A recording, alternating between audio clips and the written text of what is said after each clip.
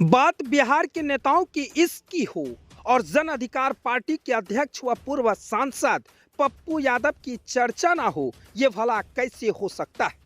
एक मामले में जेल पहुंचे तो प्यार में गिरफ्तार होकर बाहर निकले, फिर लड़की को 3 साल तक चुपचाप फॉलो करते रहे। प्रपोज करने पर इनकार मिला, लेकिन पप्पू भी कहां मानने वाले थे। लगे रहो मुन्ना भाई के तर्ज पर लगे रहे। इसी बीच एक बार हताश में सुसाइड की भी कोशिश किए।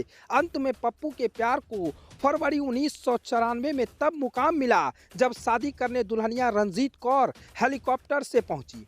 हाँ, इस बीच इस फिल्मी कहानी में तब एक ट्विस्ट तब आया जब हेलीकॉप्टर का रास्ता ही भटक गया।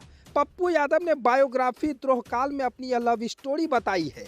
बात साल 1991 की है। एक मामले में पप्पू यादव को पटना की जेल में बंद थे। वे अक्सर जेल सुप्रीडेंट के आवास में सटे मैदान में लड़कों को खेलते देखा करते थे।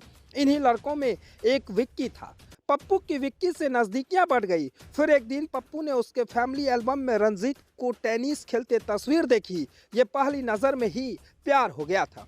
इसके बाद जब जेल से छूटे तो रंजीत को देखने अक्सर वो वहां चले जाते थे जहां वे टेनिस खेला करती थी।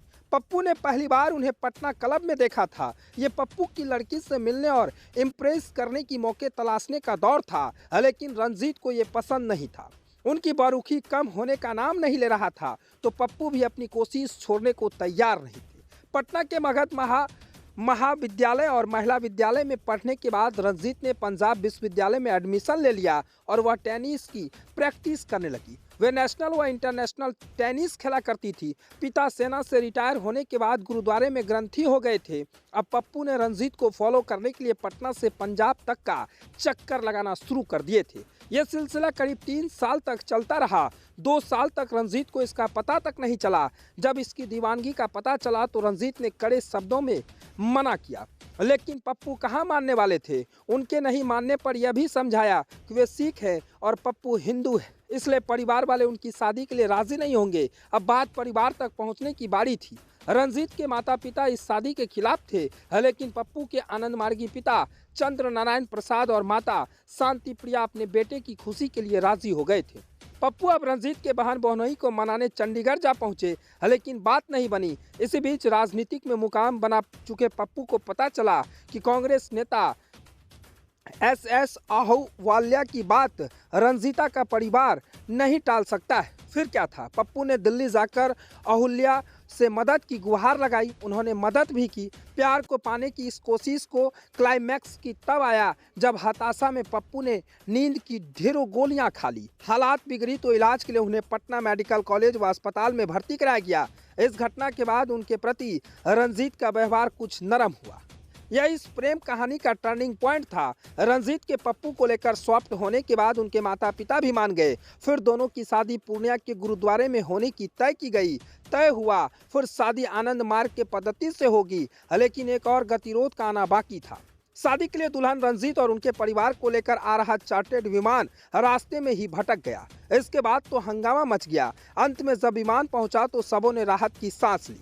फरवरी 2094 में पप्पू ने रंजीत की शादी के लिए पूर्णिया की सड़कों को सजाया गया था। सारे होटल और गेस्ट हाउस बुक किए गए थे। इस शादी में चौधरी देवीलाल, लालू प्रसाद यादव, DP यादव और राज बब्बर सहित अनेक गण्यमान्य लोग शामिल हुए थे। आम लोगों के लिए खास व्यवस्था की गई थी। पप्पू और रंजीत रंजन बिहार में प्रवेश की पहली जोड़ी जिसने एक साथ संसद में प्रवेश पाया।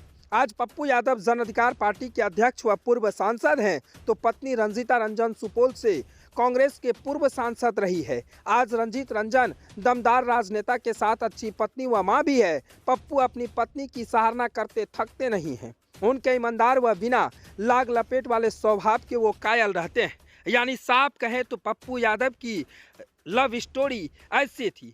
देखिए, अभी इस वक्त हमें बताना इसलिए समझा क्योंकि अभी वैलेंटाइन का महीना चल रहा है। इसी वैलेंटाइन महीने में पप्पू यादव की लव स्टोरी अपने दर्शकों को बताना चाहिए। इसलिए पप्पू यादव की लव स्टोरी किसी फिल्म से कम नहीं था। इश्क में पागल हो गए थे। ऐसा हो गया था प्यार कि दुल्हनिया संग भटक गया था विमान, एक नज़र में हो गया था नैनाचार।